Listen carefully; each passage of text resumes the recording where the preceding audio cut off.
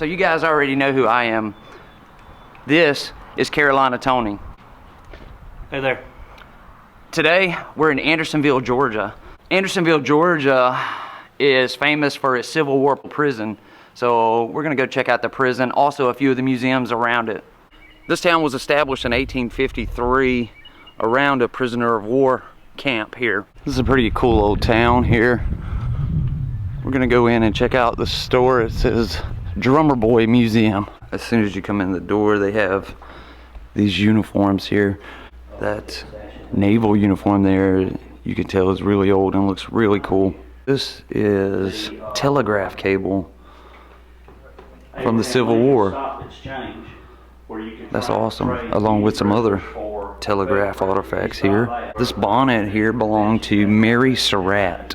Mary Surratt was hung as a conspirator in the assassination of President Abraham Lincoln.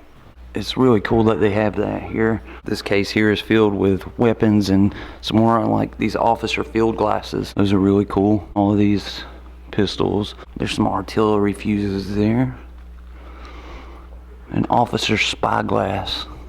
Here's a piece of a tree with a bullet lodged in it that was taken from Gettysburg. Well, I bet those crackers sitting right there on that shelf, I bet they're not any good anymore. Nor are those cigars here on the top. A rattle alarm. I know you've been to the doctor today and everybody has to go get your flu shots and all that stuff. And you've seen what our needles, our syringes and needles look like today. Here's one from the Civil War. Look how rounded that tip is. Shoulder tassels and binoculars here. Civil War drumstick, found at Shiloh. Some more shoulder tassels. A black leather map case. 1863 officer's field lantern. That thing right there, that is a twist of tobacco. And here they have all their uniforms. These uniforms were actually worn in the Civil War. They're not reproductions or recreations. The cannon wheel rim found in Gettysburg. Canteen found in Gettysburg.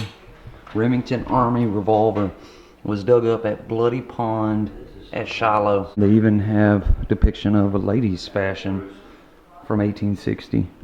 This wasn't full of beer. This was a water cask. This actually came off of the USS Hartford. There's another Confederate canteen there at the bottom. Here is a medical officer's pocket surgical kit.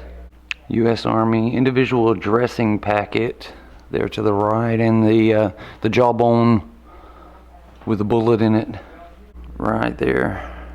This is a model of Andersonville Prison. The detail they put into it with all the people. There's even a group standing around a fire right there. So we've wrapped up here at the Drummer Boy Museum. How do I look? Beautiful. I think this one's even better. Sweet.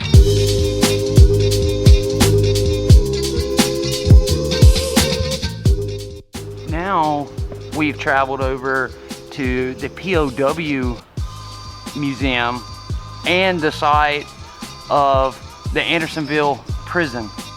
This prisoner of war museum is not just for the Civil War, it's for all the wars. For example, this picture here is of the first Americans taken prisoner during World War I. This outfit here was what prisoners were given here at Andersonville Prison during the Civil War. Coffee cubes and a mug made from butter, from a butter tin. This is a soapbox, toilet paper from a Japanese POW camp, and a zinc pocket mirror used here in the Andersonville Prison. They weren't given shoes, so they had to come up with ingenious ways to protect their feet by making a type of slipper. This was some handmade clogs worn by Fern Harrington camp homes in the Philippines. And these straw sandals were worn in a Japanese POW camp by George Mayberry. This is really cool. This is the original lock and key from here where we are at Andersonville Prison. Oh, check this out. Here's a look inside of a prison cell. He has no room, and his legs are strapped down to the table so he can't move. Here's another prison cell here. Oh, wait. It's Tony. What are you doing in prison, man? What'd you do?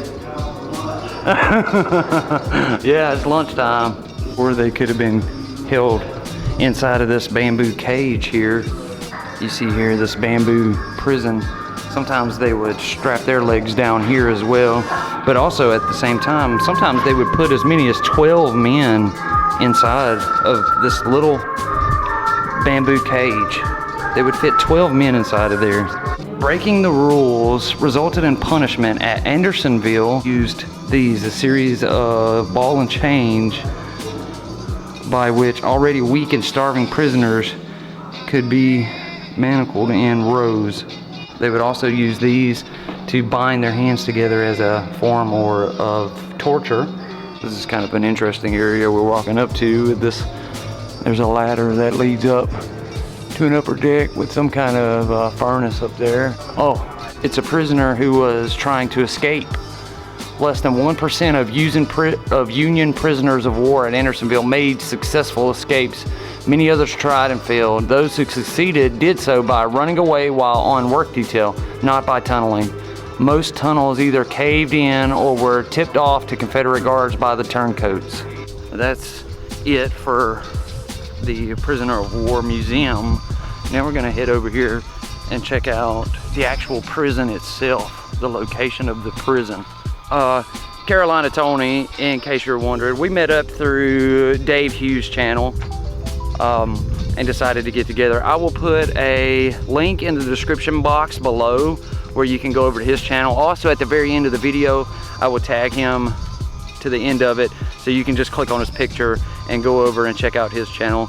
He does a lot of exploring videos and checking new places out, just like we do. So we have traveled over to the Andersonville Prison site now. They have some of it reconstructed here behind us. This place was absolutely massive. The majority of this prison is no longer standing, but they have recreated it in certain spots, so you can kind of get a feel for what it would have been like. As this depiction here shows, this structure here is a recreation of the north gate, the north entrance into the prison.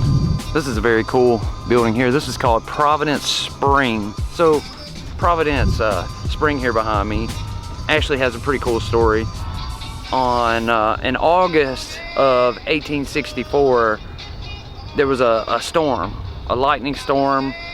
It was a really bad storm, and suddenly water just suddenly started gushing out of the hillside.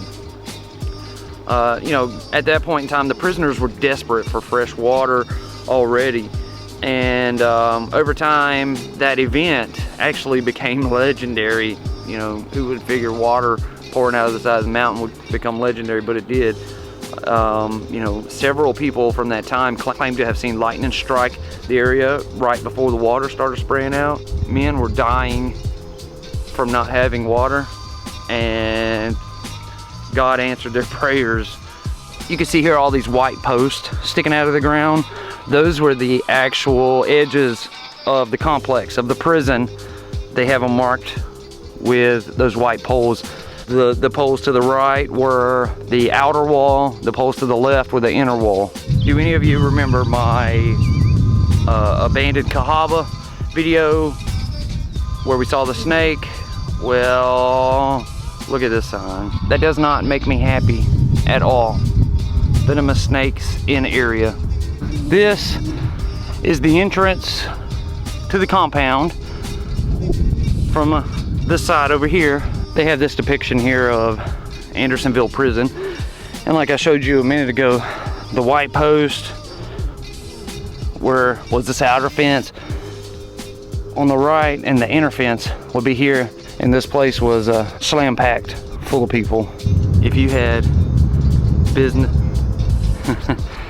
if you had business or something to attend to inside the prison, you would have had to enter from right here on this side to get into it, and it would have looked exactly like this. You would have come through one gate into this open area where you probably would have encountered a few people, and then you would have had to walk through another gate to actually enter the prison, which would have been here. Here's a picture here that's depicting life inside of the prison. As I said a minute ago, you can see how ridiculously overcrowded it was.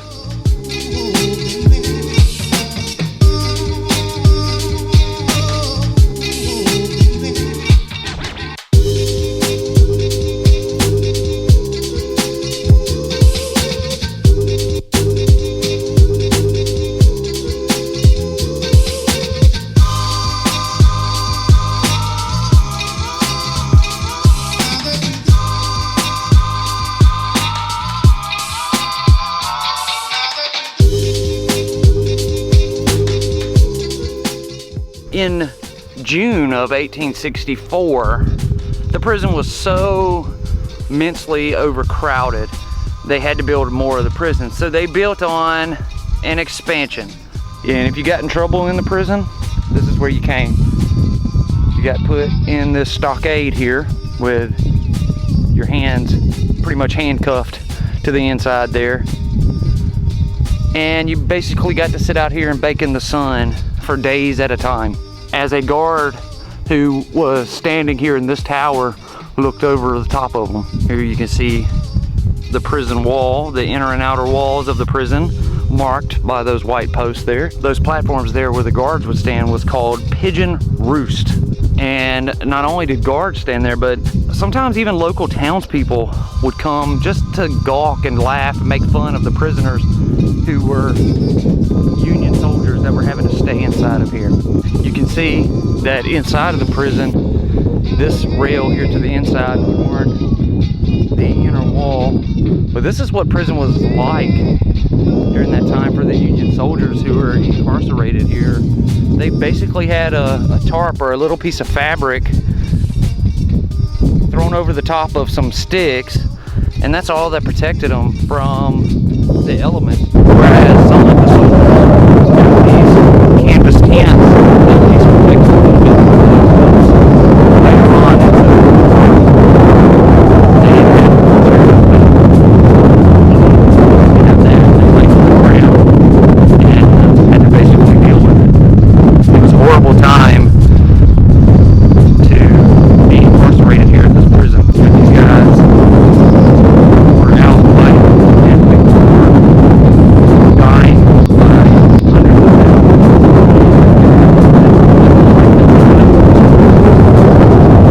Battling the elements, keeping out of the rain, staying out of the sun, you know, beaming down on your head, or the cold, the hot. That also became a matter of life and death for people who were in prison here. Well, that's going to do it for here at Andersonville Prison. I'm going to thank Tony for coming along on the ride. But actually, Tony and I are going to meet up again tomorrow for another episode. But we really did enjoy this whole complex. It's really a good place to see. So I definitely recommend it if you're in this area. I want to thank you all for watching, and I'll see you again tomorrow.